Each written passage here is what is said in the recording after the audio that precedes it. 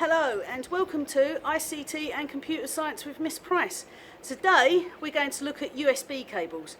You're probably thinking, I'm bored of them, I use them all the time. I know from your last video, Miss Price, that they are serial data transmission, but don't be bored. In this video I go beyond the syllabus. I will talk to you about what exactly is inside a USB cable, and I'm going to discuss with you the different types of USB cables and what their purposes are. So keep watching.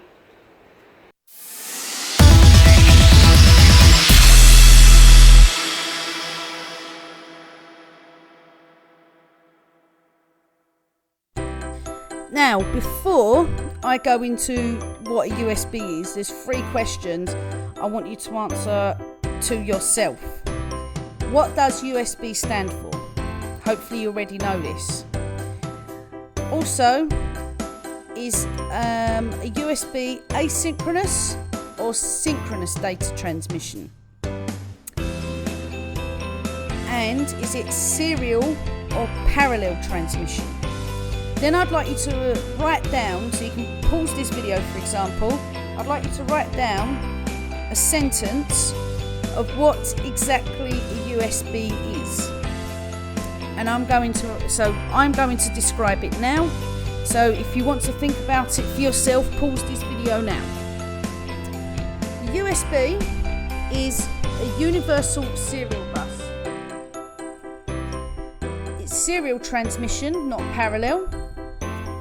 And it's asynchronous data transmission. And the reason why it's asynchronous data transmission is because it doesn't need a steady stream of data, and it also doesn't need to have external clocks in synchronization. So our USB is a standard method of transferring data, and it is a serial asynchronous data transmission cable. So hopefully if you gave that a go, you now know that yourself. So in this video, as I said, I'm going to tell you what a USB cable is, and I want to go beyond the syllabus to satisfy our hunger for knowledge. So continue watching. So what happens when you plug the device in? Well, we know what happens anyway, because we use them probably every day. So what happens is a small charge of power alerts the computer that the device is present.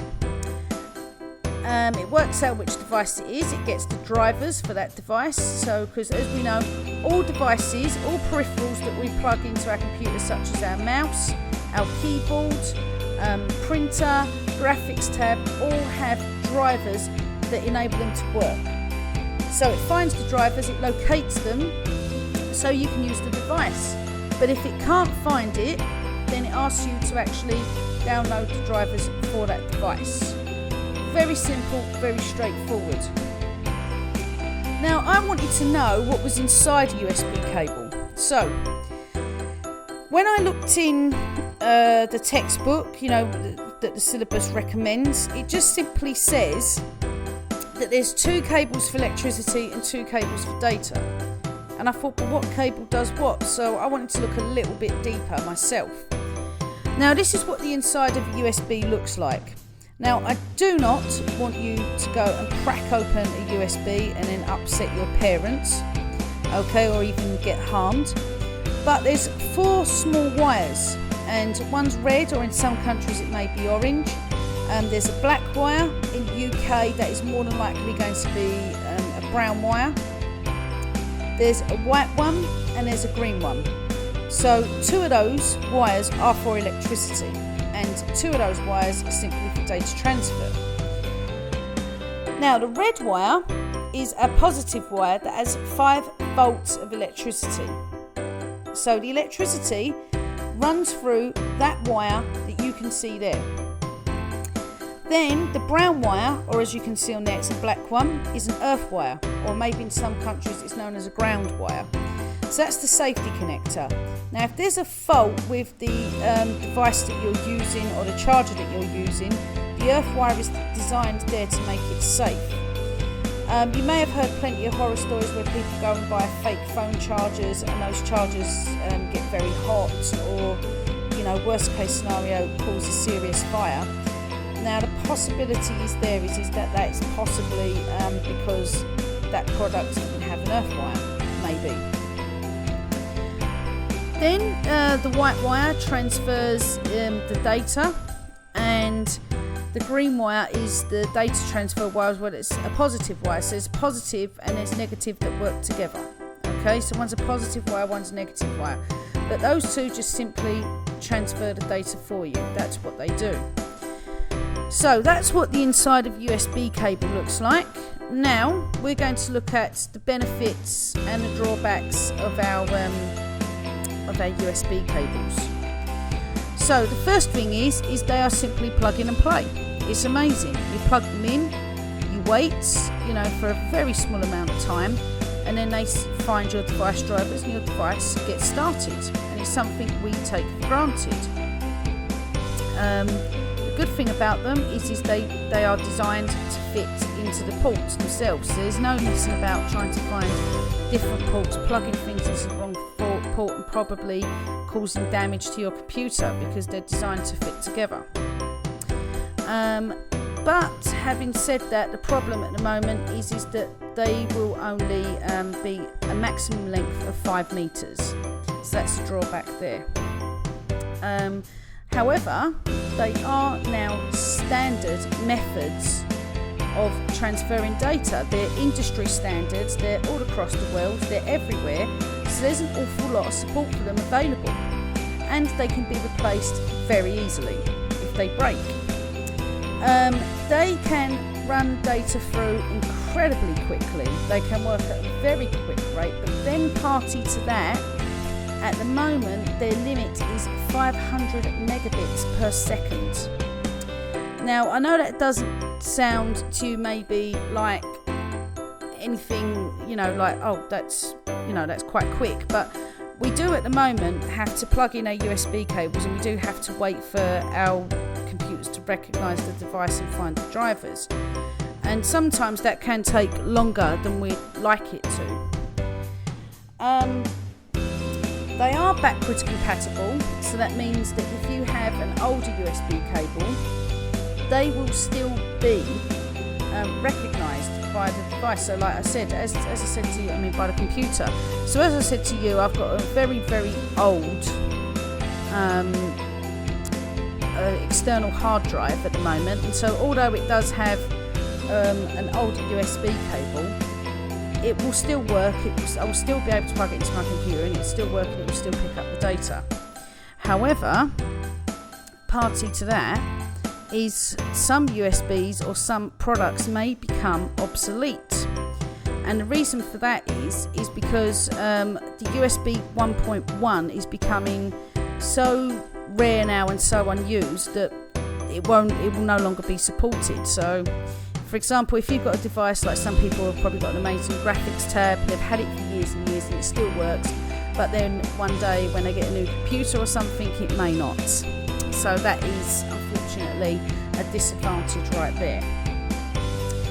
Now I'd like to dive a little bit deeper, because I thought, well, there's so many different USBs around, so what do each of them do? And they're still bringing out new ones.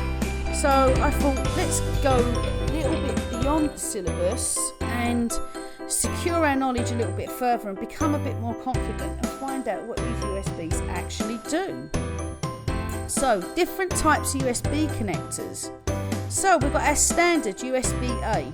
Now USB-A is pretty much everywhere. We still use it, it's still around, and it's because we can use it with computers or electrical outlets, and it can be used for charging or data transfer. Then we've got the USB-B. So the USB-B is smaller, as you can see, and it is still around. We still do see it, and it's used to connect peripherals such as printers. So if you notice now, most peripherals on a computer are actually connected through the USB ports. So we've got a mouse, we have keyboards, but also our printers are connected using USB. Then we've got the USB Mini, which you may still see around in some places. Okay, and it's used to connect to a mobile device usually. So if you've got maybe an older mobile phone, you would use this for smaller devices. Then we've got the USB Micro, which again is very, very much around now. You know, we still use this quite a lot, particularly for phone charging. And the great thing about these is that you don't need the data to read the computer. You don't need a computer to read the data. So you can plug them in, for example, into memory sticks and so on. And it doesn't have to be plugged in to a computer to read the data. It still manages to pick up the electrical charge and work. Now, further to that is the USB-C. Now, the USB-C allows for high-speed data transmission, and it's got a higher power flow. And if you notice this USB compared to the others, this one is now reversible. And I'm sure we've all been there at times when we've got annoyed, probably trying to plug our phones in at night, and you know, and then you just can't plug it in, and you've got to turn the light on so you can see whether you've got the USB the right way round, particularly when it comes to the USB Micro, because they're so small. But this one is reversible, so it doesn't matter which way you plug it in, it will still work. Now, further to that is we've got the USB 3, and this has got 3 extra pins on it. So as you can see, so I'm trying to find my mouse, right here, this has got 3 extra pins on it. So it can stand with more frequent use, because we know that USBs break and they stop working, so they've made them finally a bit tougher. So it has 3 extra pins for more data transfer. So I suppose this is how they're trying to get around the speed limit that's around at the moment. And it's also designed to be more backwards compatible. Having said that though, we've still got a problem with USB 1.1 probably that's going to become obsolete. So it is actually designed to be more backwards compatible, and they are trying to make them quicker, and they're trying to make them withstand more frequent use, which is excellent news. Now, thank you very much. I hope you enjoyed watching this video. Please don't forget to subscribe to my channel. I am going to be uploading videos weekly. Like my videos, please. Teachers, visit my shop on Tess. I will be uploading resources on there weekly. And don't forget to follow me on Twitter. And of course, I haven't mentioned it at the moment, but there is a free activity for you to download. So click on a link in the description.